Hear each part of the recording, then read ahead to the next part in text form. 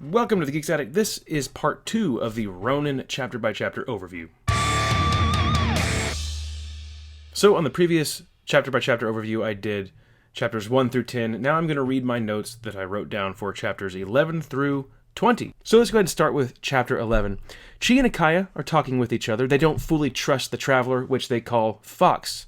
So they wonder why Fox told the Ronin so much about the crew, but gave no details about itself.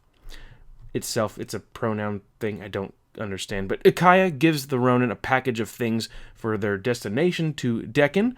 Whatever it is, the Ronin, he doesn't think it's necessary and just tosses it aside. So in chapter 12, they make it to Deccan, and they're watching this tourist ad. It's showing how beautiful the planet is and all the different ways that you can go and see these different places. Now, there are others around them. There's this group of people. They are talking about this show, like this theatrical show, and someone asks the Ronin if he was going to play the Sith Lord in this play. And this led to other discussions about the Empire, Jedi, and the Sith. And the Ronin is starting to grow a little bit irritated with this conversation, and the Traveler has to step in, ushering the other folks away. So the group, Kia, Chi, and the Ronin, the Traveler, they're talking about ghosts and how ghosts can manipulate things, and they're wondering if some of the stuff around them has been altered. And the Ronin, he just starts to think about all the ghosts that he's created in his past battles. So in chapter 13, Koru has landed on Deccan, and she knows where the poor crow is parked. Now she debates whether she should get inside the ship and wait for the Ronin to return, but then she realizes, well, he's not alone and has a possible Force user with him, could be on the ship, and doesn't want to have too much that she can't handle. So she will pursue the Ronin on foot. She will follow his tracks the best that she can, and that's when she sees a Jedi Lord exit a ship, and she's disgusted by him and all the young Jedi with him. These young Jedi did not carry lightsabers, so that means they must be newly raised from Padawan. So she decides to follow them, which turns out they were headed in the same direction that she was going to be going anyway. So she gets on this skiff with a few other young Jedi, and the Lord Jedi was on his own ship following behind them. Well, she kills the young Jedi and took control of the skiff, and the voice in her head, yes, she's got this voice in her head, which tells her that the bodies could be useful. In chapter 14, the Ronin and gang get to a point that they want to be. They are also aware of the Jedi arrival on the planet. They must remain unseen, and they are very curious to know why the Jedi have arrived on this planet. The Traveler suggests that maybe they're after the same relic, the item that they're seeking. Chi and Akaya, they decide that they will stay behind and try to slow down the Jedi so the Ronin and the Traveler can accomplish their mission. So the Ronin and the Traveler slip away from the tour barge that they were on. There's a cave system nearby that they must go to and descend down into.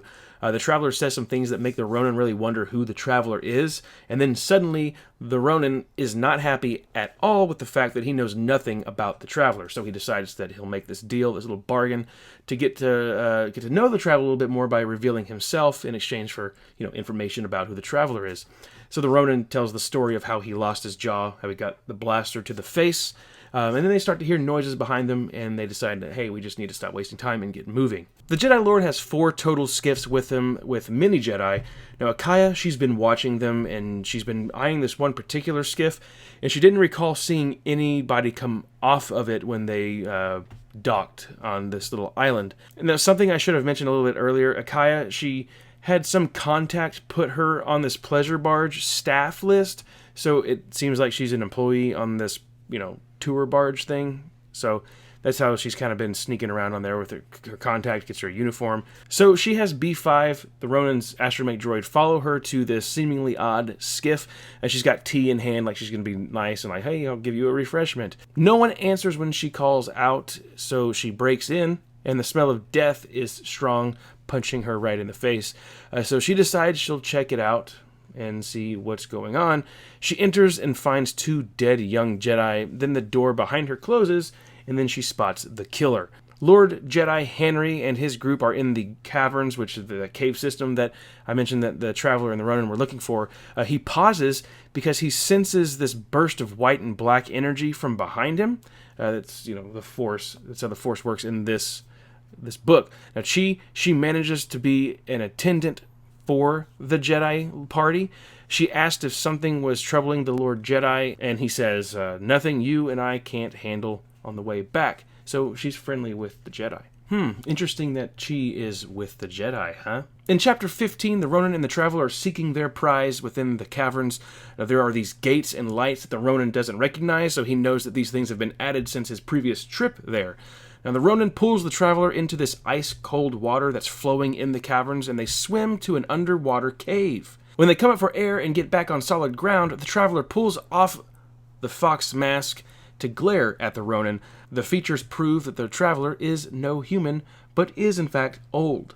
This area that they are in has this graveyard, and the Ronin says the ghosts here had called him to this location a long time ago. The Traveler then says they need to find the object that the Ronin had left there long ago, and when they get back to the Poor Crow, the Traveler will reveal more about itself. Then we cut to this weird scene with Akaya piloting Koru. So she's serving her now, doing her bidding. The fight that they had just ended up with, I guess, Akaya submitting to Koru to do her bidding, and they talk, and this is where I kind of get lost with who Koru actually is. She promises she isn't going to kill Akaya. She even introduces herself. It's like she's back to a normal human and not possessed by a witch. It's getting weird. So when she was resurrected, she seemed more determined to do harm and evil, but now she's being kind to this lady that's working with the Ronin. It's an odd character shift. In Chapter 16, the Traveler and the Ronin come to the area where the relic should be. However, it's gone, and now the Ronin is pissed. So they need to leave, and they're going to take a different exit, not one that goes back into the freezing cold water, but they found one that's going to go around this cave system up onto this little bridge area. So they're on this bridge that's carved into the rock, and they can see Jedi down below, and then when they look forward, guess who's eye level with them on the bridge? Henry. Okay, so the Lord Jedi Henry is level with the Ronin and the Traveler, and he strikes at the Ronin with his saber. Henry says to the Ronin, whoever the victor, they may go on their way. And then she shows up around the corner and takes the Traveler away from the Jedi and Sith fight. Koru and Akaya are nearby, and they witness the start of the battle between the Sith and the Jedi. And then Koru wants to take revenge on the Ronin, but then she holds back.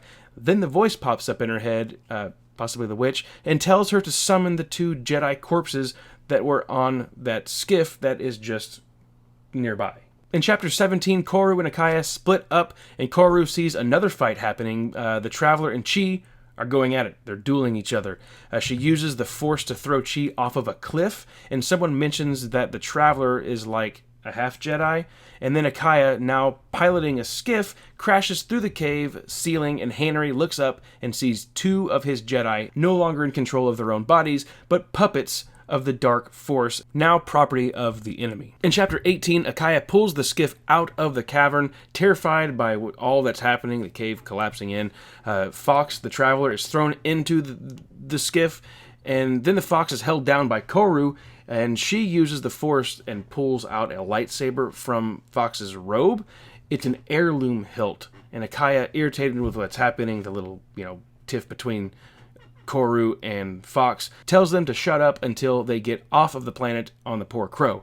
When they get to the hangar, the Poor Crow is not there. Someone has taken it, and Akaya is really upset by that. So Fox and Koru, still bickering, stop to say that they owe her and will help her find the Poor Crow. And Koru actually feels that she owes Akaya because, back at the cave, she didn't call on the Jedi and say, hey, here's a possessed witch lady, but actually helped Koru accomplish what she wanted to do. So they go to this place where Akaya's contacts are, called the Vermin's Reach.